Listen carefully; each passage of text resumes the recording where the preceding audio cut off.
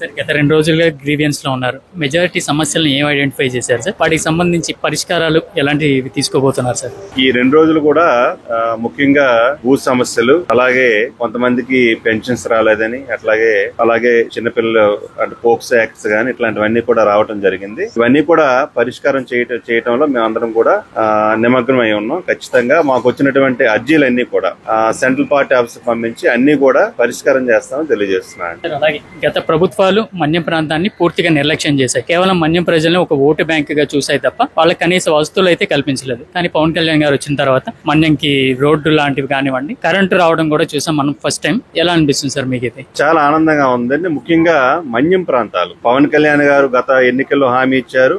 ఏవైతే గిరిజన ప్రాంతాలు ఉన్నాయో ఆ ప్రాంతాలన్నింటినీ కూడా రహదారి సౌకర్యం కల్పిస్తానని గౌరవ ఉప ముఖ్యమంత్రి గారు పవన్ కళ్యాణ్ గారు చెప్పారు. చెప్పిన విధంగానే ప్రభుత్వం ఏర్పడిన తర్వాత కేవలం 6 నెలల్లోనే అన్ని గ్రామాలకు కూడా రోడ్లు వేసుకోవడం జరిగింది. ముఖ్యంగా మా పాలకొండ నియోజకవర్గానికి వచ్చేసరికి అర్ధలైన ఒక గ్రామం ఉందండి. గత వైసీపీ ప్రభుత్వం గాని కాంగ్రెస్ ప్రభుత్వం గాని ఎన్నో ప్రభుత్వాలు వచ్చాయి. 75 ఏళ్లగా ఊరికి కూడా రోడ్డు సౌకర్యం కూడా కల్పించలేదు ఏ ప్రభుత్వం కూడా. కూటమి ప్రభుత్వం వచ్చిన తర్వాత పవన్ కళ్యాణ్ గారు మరి ఉప ముఖ్యమంత్రి గారు అయిన తర్వాత ఎన్ఆర్జీఎస్ నిధుల నుంచి ఆ గ్రామానికి 74 సంవత్సరాల తర్వాత రోడ్డు కూడా వేసుకున్నాం. ఆ గ్రామస్తులందరూ కూడా చాలా ఆనందాన్ని వ్యక్తం చేశారండి. అదే సార్, అది యాక్చువల్గా 2 గ్రామాల మధ్య కూడా ఇది ఇష్యూ ఉందన్నారు.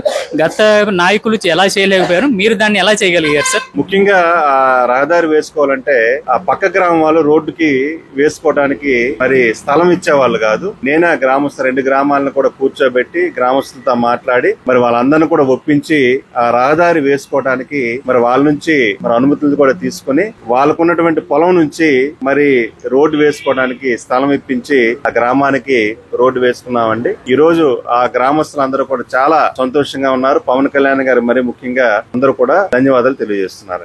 మన్యం ప్రాంతానికి సంబంధించి ఒక నియోజకవర్గ ఎమ్మెల్యేగా మీకు ఆ ప్రాంత అభివృద్ధి ఎలా అనిపిస్తుంది సార్? అంటే క్రితంతో పోలిస్తే ఇప్పటికి కూటమి ప్రభుత్వంలో మరి ప్రభుత్వం ఏర్పడ్డాక మన్యం ప్రాంతం చాలా అభివృద్ధి చెందిందండి. గత వైసీపీ ప్రభుత్వంలో మీరు చూశారు, ఏ గ్రామానికి వెళ్ళినా కనీస రహదారి సౌకర్యం ఉండేది కాదండి. అలాగే గ్రామీణ ప్రాంతాల్లో అయితే మంచినీటి సమస్య చాలా ఎక్కువగా ఉండేది. అలాగే మౌలిక వసతులు కల్పించడంలో వైసీపీ ప్రభుత్వం విఫలమైందండి. అందుకే మొన్న 2024 ఎన్నికల్లో ప్రజలందరూ కూడా మరి తీర్పు ఇచ్చారు. మీ అందరు కూడా తెలుసు, అత్యధికంగా ఎమ్మెల్యే సీట్లు ఇచ్చారు. మరి కూటమి ప్రభుత్వం మీద నమ్మకంతో గెలిపించిన తర్వాత ఈ రోజు మరి మా నియోజకవర్గం అయితేనేమి మా మన్యం జిల్లాలో ముఖ్యంగా 4 నియోజకవర్గాలు అన్ని మరి గ్రామీణ ప్రాంతాలు అన్నిటికి కూడా ఈ రోజు నరేగా నుంచి మరి రోడ్లు కూడా మంజూరు చేశారు. ఈ ఎన్ఆర్జీఎస్ నుంచి నిధులు మంజూరు చేసి ప్రతి గ్రామానికి మరి సుమారుగా ఈ 6 నెలల కాలంలోనే నా నియోజకవర్గంలో అన్ని ప్రాంతాలకు కూడా రోడ్లు అయితే మేము వేసుకోగలిగామండి. ఖచ్చితంగా ఈ 5 ఏళ్ల కాలంలో మరి నాకైతే పూర్తి స్థాయి నమ్మకం ఉంది. అన్ని ప్రాంతాలను కూడా రహదారి సౌకర్యాలు పూర్తి స్థాయిలో కల్పిస్తాం. అలాగే మంచినీటి సౌకర్యం కూడా కల్పిస్తామని ధీమాన్ని వ్యక్తం చేస్తున్నామని.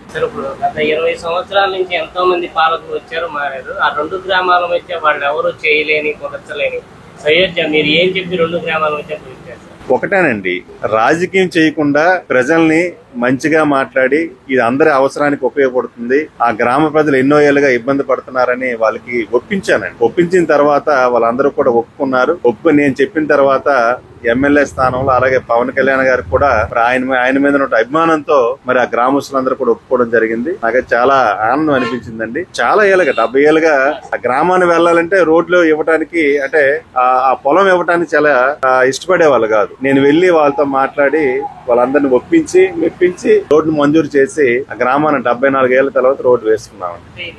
రాజకీయ నిర్లక్ష్యం అనుకోవచ్చు? కేవలం రాజకీయ నిర్లక్ష్యమేనండి. గత ప్రభుత్వ పాలకులు అంటే అక్కడ ఒక ఎమ్మెల్సీ ఉన్నారు, అలాగే గతంలో వైసీపీ ఎమ్మెల్యే ఉన్నారు. వాళ్ళందరూ రాజకీయం చేశారు అంతే. ఆ గ్రామానికి రోడ్డు వేస్తే మరి వీళ్ళకి అంటే పూర్తిగా ఆ గ్రామాన్ని మర్చిపోయారు. మరి మనం గెలిచిన తర్వాత ఆ గ్రామానికి రోడ్డు వేసుకున్నామండి. వ్యూహం నాకు వదిలేయండి అని మీ అధినేత అన్నారు. అప్పుడు అన్నప్పుడు ఏంటో అనుకున్నాము.